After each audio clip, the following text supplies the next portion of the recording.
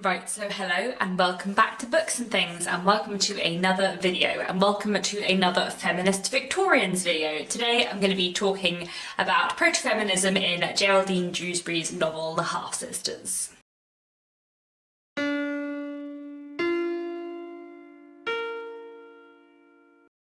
So, I haven't done a Feminist Victorians video for a while, but I will link down below a playlist of the rest of the series. Basically what I do in these videos is take a Victorian novel that I consider feminist or proto-feminist and talk about how feminism or proto-feminism is explored in that book. And today I want to talk about The Half-Sisters by Geraldine Jewsbury, which is a novel from 1854 and one of my favourite Victorian books. It's a really wonderful novel and one that really interestingly looks at the kind of position of women within Victorian society and that looks at gender in a really interesting way.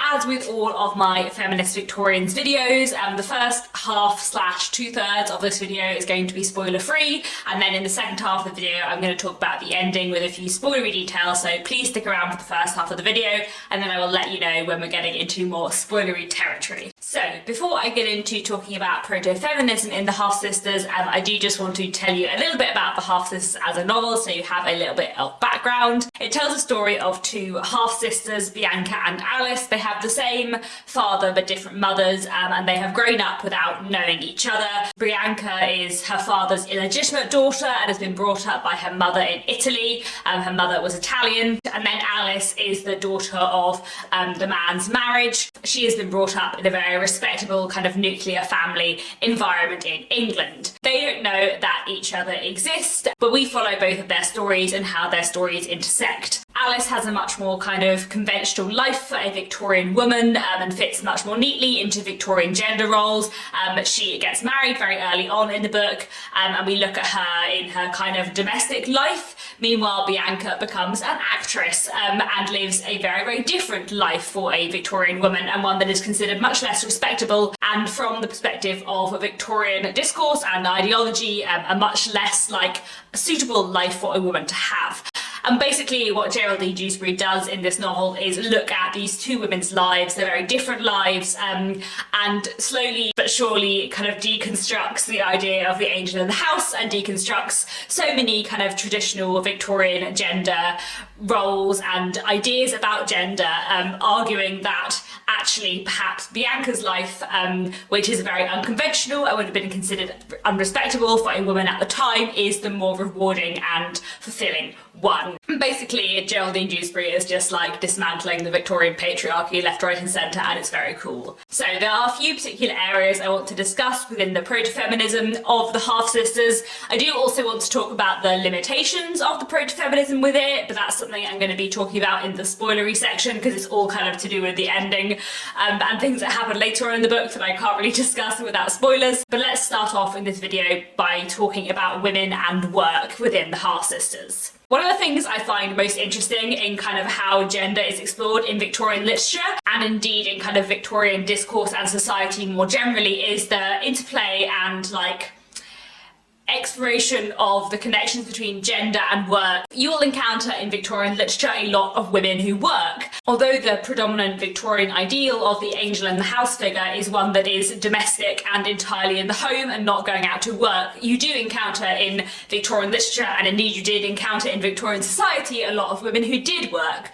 But one thing I find interesting is that in a lot of Victorian literature there is kind of acceptable and unacceptable work for women to do, and basically within Victorian discourse the work that it is considered acceptable for women to do is either work out of necessity in order to support themselves, or more often in order to support their family, and also work that is in some way considered within Victorian discourse womanly, which usually means the work is in some way caring or kind of domestic, even if it's outsourced domesticity. So it's respectable for a woman to be a domestic servant, it's acceptable for a woman to be a nurse, it's acceptable for a woman to sew for a living, it's acceptable for a woman to care for children or to teach children. Those were areas of work that were considered kind of women's work by Victorian discourse and which were considered acceptable for women to do. You will find a lot of working women in Victorian literature. A lot of them will work in those kind of spheres, though not all of them, which, you know, is something I've talked about before. And I will link down below 2 of my videos, which you might find interesting if you're interested in work and gender and literature. My 5 Victorian novels about work and 5 Victorian novels about working women. I'll link them both down below. But tangent aside, what I find really interesting in the half-sisters is that our working woman, who is our heroine, Bianca, is an actress. She is not working in any of those caring women's work jobs that the Victorian period considered acceptable, and also she is not, for the bulk of the book, working to support anyone except for herself. When she begins working as an actress, she does do it in order to support her mother, but for the bulk of the book, she works as an actress in order to support herself, and also because she loves it. And this is something that I find really interesting and that I really love in this book, because so many of the female characters in Victorian literature who work are working because they have to. They're working for money to provide for their family, and that's the motivation. But Bianca is an actress because she loves being an actress and because she's good at it and because she takes pride in it. Throughout the novel, she speaks about acting as her profession. That is the word she uses, and it's so interesting because within the Victorian context, like profession and the professions almost always refers to men's professions and men doing things that are considered very respectable by society, like being a lawyer and being a clergyman, things like that. But Bianca takes this word and she uses it for her being an actress, which in the Victorian period was considered about as unrespectable as you can get. Basically, within the Victorian discourse and ideology, if you were an actress or a dancer in the theatre, it was considered almost akin to prostitution. It was considered to be very, very low down the social scale, and it was very highly judged, and you were considered to be completely unrespectable and immoral in all ways. But Bianca refers to it as a profession, and she takes it seriously as a profession. And even though it may seem really weird to a modern reader, actually the fact that Bianca claims acting as a profession and that Bianca is our heroine and respectable and moral and an actress is actually really incredibly subversive of Geraldine Jewsbury, which is super cool. At one point, Bianca says that she has as clear a vocation for being an actress as any of the saints of old had for being martyrs. I could have done nothing else in the world. And the fact that she uses the word vocation, again, like profession, is really key, but also the fact that Bianca compares her need to be an actress to, saints, is just absolutely really cool. Is again, just really, really subversive. Is Geraldine Jewsbury kind of subverting this idea that acting is unrespectable and comparing Bianca, this actress, to a saint. And throughout the novel, Bianca fights the idea that acting is an unrespectable profession for a woman to have. She says, "I do not deny that I enjoy my success, but I have a higher aim. I hope to elevate my profession into one of the fine arts, to see it ennobled and freed from the degradation into which it has sunk. I see all that might be made of it." For Bianca, acting is respectable, and she is determined to make it respectable. She is determined to make people see that acting can be and is an art. And there are other working women within the novel as well. There is a singer called Clara later on in the novel, and we also encounter Lady Vernon, who is a member of the aristocracy who runs a school. And throughout the novel, Geraldine Jewsbury really exalts the merits of women working and having vocations and professions of their own, things to occupy their minds and to give them a cause in life. One of the things that Alice speaks about a lot in her domestic life is the sense of boredom, how bored she is. And Bianca says too that, "I have often wondered how women who are not actresses contrive to pass their time." Throughout the novel, Geraldine Jewsbury subverts the idea that women should not work and that it is not the ideal for women to work, that they should only do it out of necessity, and suggests that in fact to work and to have some occupation for your time is a necessity and is really important and leads to women having more fulfilled lives. Another thing I wanted to talk about that Geraldine Jewsbury does a lot in The Half-Sisters is really kind of pick apart and destroy this Victorian ideal of the angel in the house and what it means to be respectable. We have Alice and Bianca. Alice is the model of the Victorian respectable woman. She is married, she lives in her house, her only work is domestic work. She is a very conventional Victorian woman who ticks all the boxes for Victorian respectability, but she's not happy, she's not fulfilled, she is not satisfied. But her sister Bianca, who is considered completely unrespectable, is in fact not only very moral but also satisfied, happy and fulfilled. She gets a lot of pleasure from her acting, it enables her to support herself, but it also gives her a sense of pride, and it is her vocation, whereas Alice has no vocation, and living this angel in the house life that she lives is unable to feel anything but very, very bored. At one point Alice in the book says, "I have nothing to do that seems worth doing," whereas Bianca always has something to do.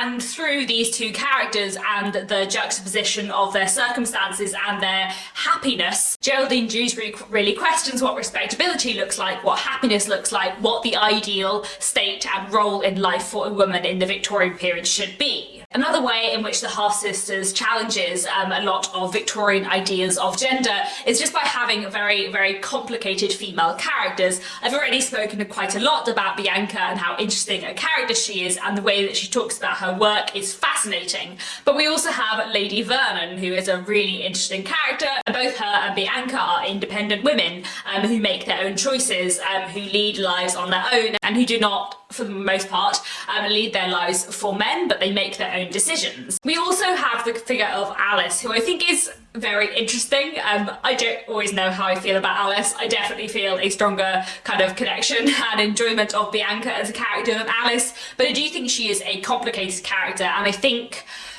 her wants and her wanting something more from her life but not really knowing what it is, I think is something that is really interestingly and powerfully explored in the Half-Sisters, and which gets to the heart of what I think it must have been like to be a middle-class Victorian woman a lot of the time. It's also something that Florence Nightingale wrote a lot about in her non-fiction work Cassandra, where she talks about the sheer boredom of being a middle-class woman with just kind of nothing to do with your time and no occupation being considered acceptable for you until you just have nothing to do. And I think Alice and her sense of boredom and her frustration, but her also not quite knowing how to get out of this situation she's in, is something that is really compelling and really interesting to read about. Another way in which the Half-Sisters is sort of a proto-feminist novel is that there is a lot of conversation within it about gender and gender roles and the position of women within Victorian society. There's a lot of kind of proto-feminist discourse, both from characters like Bianca, but also from another character, Lord Melton.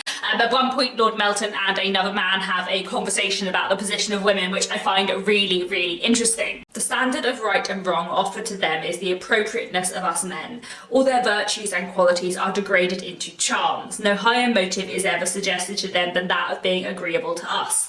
They are to be flavoured with virtues and tinctuated with accomplishments just up to the point to meet the taste of the day, but never with the intent to strengthen their own hearts and souls. A woman is a rational being with a reasonable soul and human flesh subsisting, and yet she is never educated for her own sake to enable her to lead her own better life. A woman has a soul of her own to be saved, but she is never appealed to on that ground. If women were machines, were in very deed our property, then indeed all this might answer, but they are not. This is a very interesting and powerful speech, one that you interestingly find in the middle of a Victorian novel, coming from the mouth of one of the male characters, in which he's saying, this is ridiculous, like the way we treat women in Victorian society, the way we don't educate women enough, and the way that we educate women basically for the pleasure of men and the entertainment of men and nothing more. This is a problem. What can we do about this? It reminds me quite a lot of speeches that several of the characters make in George Gissing's novel The Odd Women, which I did a Victorian feminist video on before. I'll link that down below. That came out 30 years after this, but I feel like a lot of what's said in The Odd Women feels very reminiscent of scenes like this in The Half-Sisters. Later in that same scene, Lord Melton says to his companion, "Your ideal of a woman would not stand the wear and tear of real life." Women have an inner life as real as that of men, as full of struggles and griefs. And Bianca too, throughout the novel, has some very proto-feminist speeches where she is exploring the position of women in Victorian society, especially, as I said, the boredom of women who are not allowed by their social conventions to work. Women lead a life of non-entity so far as the real value of their occupation goes. All they do is to pass the time, and it is of little real consequence whether it be done or let alone. Look, for instance, at the great body of unmarried women in the middle classes. They want an object, they want a strong purpose, they want an adequate employment in exchange for precious life. Days, months, years of perfect leisure run by and leave nothing but a sediment of ennui, and at length they have all vitality choked out of them. This is the true evil of the condition of women. I have had work to do, and I have done it. I have had a purpose and have endeavoured to work it out. And I say that if you could furnish women with a definite object or address motives in them fit to animate rational being, you would have a race of wives and daughters far different from those which now flourish in your drawing rooms. And throughout the novel, we have these moments where Bianca just kind of pulls apart the gender roles of Victorian society and says what women are given to do, the role of women within the society, it's not enough and it is choking all of us. And it is just incredibly powerful and really, really moving and emotive to read. Before I move on to the spoilery section, I did want to quickly mention Lord Melton as a character. I have already mentioned him here and there, and I think he's a very interesting character because he is, in some ways, a sort of proto-feminist male character within this novel. Not always, but he is a very interesting figure. He is a character who admires Bianca's work and does not consider her unrespectable or diminished by the work that she does. And he's also a character which, as we've just heard, argues with other characters about the condition of women, saying that, you know, society does not give women enough role and that gender roles as they are need to be dismantled, that things really need to change. He is a very interesting character and another very interesting figure in this novel. I think that's probably all I have to say that I can say spoiler-free. I do have a few other points to discuss with a bit more spoilery detail, both on the kind of proto-feminism within this novel and also on the limitations within it. But if you haven't read this book and if you're bothered about spoilers, I suggest you head away now and don't watch the rest of the video, and maybe come back when you finish reading the book if you'd like to read it. I highly recommend you do read it because it is a truly, truly wonderful novel. And now, on to the spoilers. So I did want to talk a little bit more about that kind of destruction of the angel of the house, which is something going on in the half-sisters, because there are a few more things I have to discuss about it in more spoilery ways. I've already spoken a bit about Alice as this angel in the house figure, but what is very interesting in the half-sisters is that Alice is set up as this angel in the house.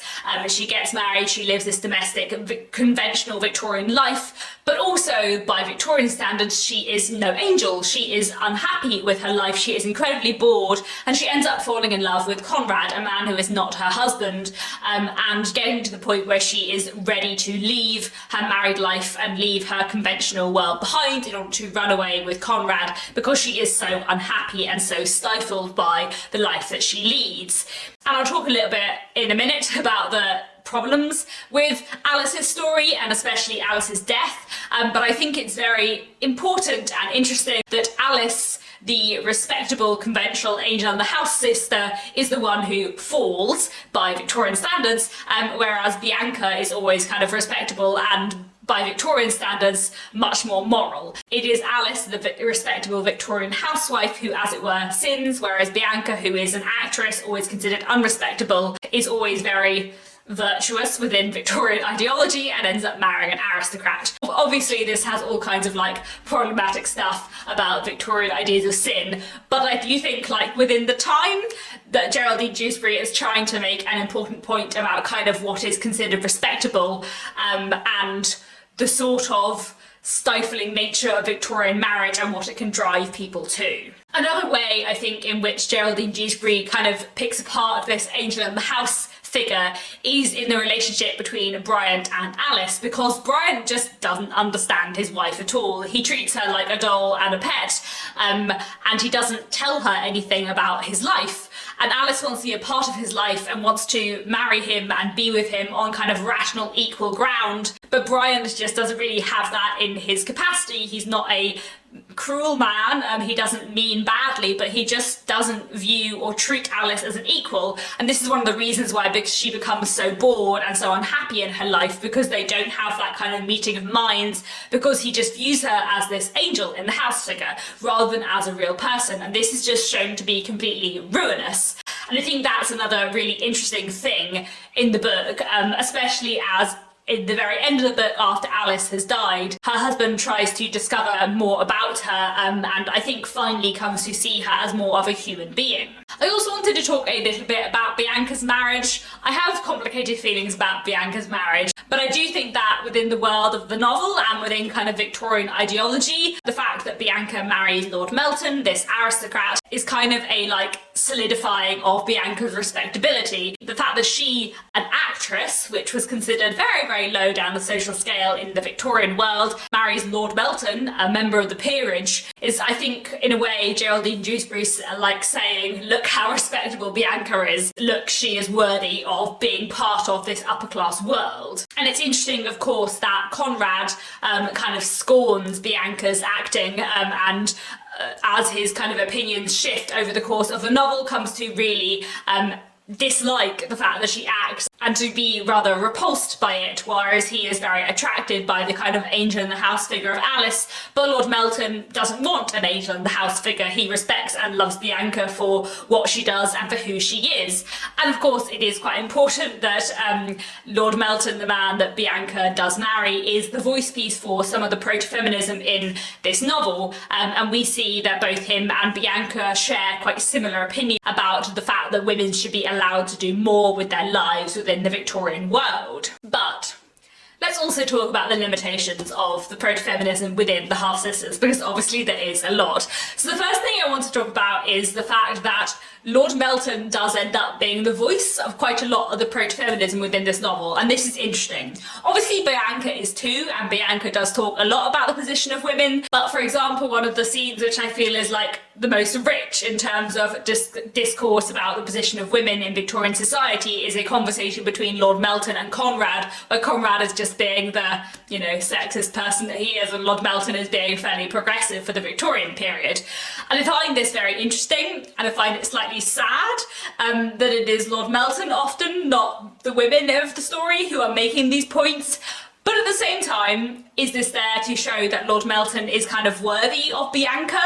As I said, we do often get these similar opinions from Bianca as well in her dialogue. I don't know to what extent this is kind of there to make sure that we know that Lord Melton and Bianca are a good match. And also, is it partly there to kind of legitimise Bianca's proto-feminist views? The fact that Geraldine Jewsbury doesn't just put them in the mouth of a female actress, she also puts them in the mouth of a male aristocrat, someone who would be much more respected by Victorian society traditionally. Is that one of the reasons why she gives Lord Melton those lines? I don't know, but I find it very interesting. We also, of course, need to talk about Alice's death, which is one of the things I do find problematic in this book and makes you somewhat sad.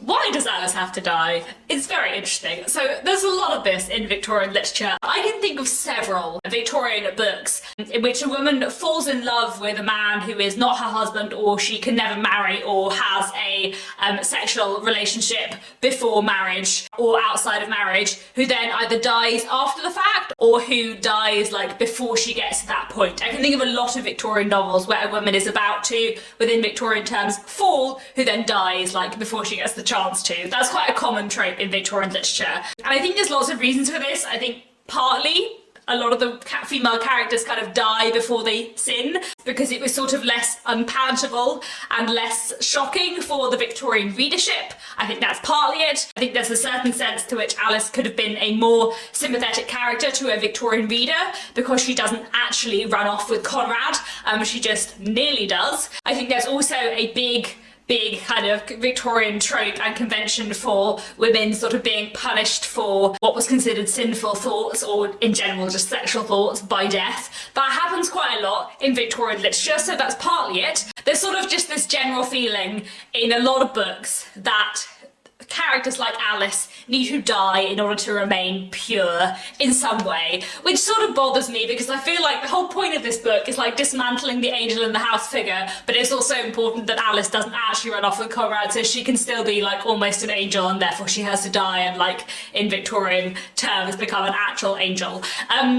Yeah, so that bothers me, but I do find it very, very interesting. So I did just want to talk about that a little bit. And on the flip side of that point, I do also kind of like the fact that Conrad also dies by the end of the novel, and we hear that he has kind of converted to religion, gone away, moved abroad, and dies of an illness not long after Alice does. And so in that sense, kind of Conrad is also punished as well as Alice, which is not the convention of Victorian novels, with this kind of trope. Usually the man does not have to die as well. So I do find that quite interesting, but yes. Anyway, the other thing I wanted to discuss in the terms of the sort of limitations of proto-feminism in this book is a really important question that I always find myself thinking about at the end of this novel. Does Bianca keep acting after she gets married? Because it's never said. I don't think it's ever said. I've read this book twice, and the last time I read it, I read the last few pages several times to try and work it out, and it is never said whether or not Bianca carries on acting after her marriage. It would have been fairly rare for a woman to carry on acting after their marriage. But also Bianca loves acting, and also it's her vocation, her profession, so surely she would, but also does she? We know that her and Lord Melton get married, we know that her and Lord Melton have several children, we know that she takes over Lady Vernon's school, but we don't know whether or not she carries on acting. And I find this really interesting because I don't know if the suggestion is that she doesn't carry on acting, in which case I'm sad, or is it never said because it would be too shocking for a Victorian audience, the idea that Bianca would continue to act after her marriage, and therefore does Geraldine Jewsbury not say it because in her head, like, Bianca does carry on acting, but she can't really say it because that would be even more unrespectable, so she just doesn't address it? Or does she not address it because it's so obvious that she would stop acting when she gets married? I don't know. In my head, I hope she continues, but then we are told quite a lot about her life after her marriage, and that's never spoken about, so who knows. We do know, however, that her protege Clara continues to work as a singer after her marriage, so that's very interesting. And we also know that Bianca carries on Lady Vernon's school and helps to educate young girls. We're also told that Bianca and Lord Melton have several children who inherited the sound character of their parents, which to me kind of suggests that Bianca and Lord Melton are going to educate up their children to have really interesting views about gender that are quite subversive for the Victorian period, but who knows? I just find the ending of the book really interesting because I feel like if Bianca doesn't work after her marriage, that changes the tone of the book for me, but also the fact that it is left ambiguous is really, really interesting, but I just don't know. I think that's all I have to say about the Half-Sisters. This is a really wonderful and interesting novel, and I find the exploration of the position of women within the Victorian society in it just fascinating. So please let me know down in the comments if you've read the Half-Sisters. I'm hoping if you got to this point that you have, what you thought of it, and yeah, what you think about the ending. Do you think Bianca carries on acting after her marriage, or do you not? Anyway, I think that's all for now. Thank you so much for watching, and I'll be back very soon with another bookish video.